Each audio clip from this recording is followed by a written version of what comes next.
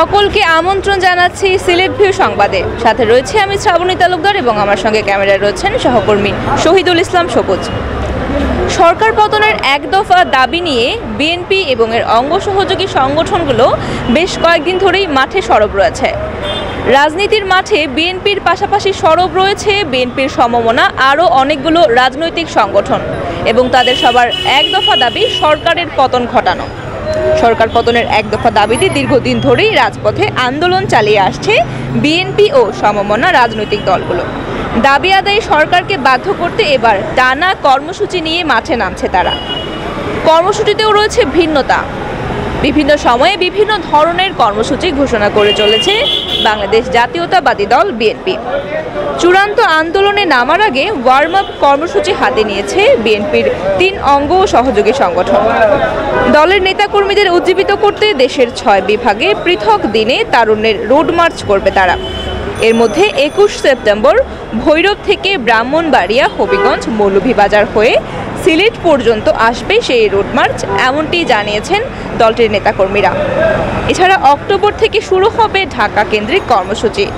এসব কর্মসূচি বাস্তবায়নে জেলার নেতাদের সর্বশক্তি নিয়োগের বার্তা দেওয়া হবে রোড মার্চ থেকে। দলীয় সূত্রে জানা গেছে আগামী ১৫ই সেপ্টেম্বর শুক্রবার রাজধানীর নয়াপল্টনে সমাবেশ করবে বিএনপি। সমাবেশের অনুমতি চেয়ে ইতোমধ্যেই ডিএমপিকে চিঠি দিয়েছে তারা। পরদিন ১৬ই সেপ্টেম্বর থেকে ৩০ সেপ্টেম্বর পর্যন্ত দেশের ৫ বিভাগে তারুণ্যের রোড মার্চ কর্মসূচি চূড়ান্ত করা হয়েছে। ৫ বিভাগের পর ঢাকা বিভাগে সর্বশেষ রোড মার্চ করা হবে। এসব রোড মার্চ বাস্তবায়নের নেতৃত্ব দেবে বিএনপির ৩ অঙ্গ ও সহযোগী সংগঠন, যুবদল, স্বেচ্ছাসেবক দল ও ছাত্রদল। ইতোমধ্যে ঢাকা বিভাগ বাদে ৫ বিভাগের চূড়ান্ত করে ফেলেছে তারা সূচি এবং এই ৫ বিভাগের রুট ও চূড়ান্ত সূচি তারা চূড়ান্ত করে জানিয়েও দিয়েছেন।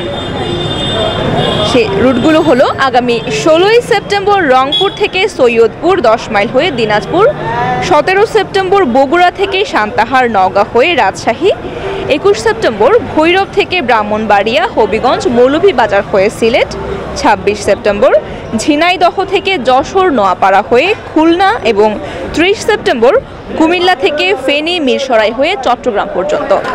এরপরে অক্টোবর থেকে তারা ঢাকা কেন্দ্রিক কর্মসূচি পালন করবে বলেও জানিয়েছে।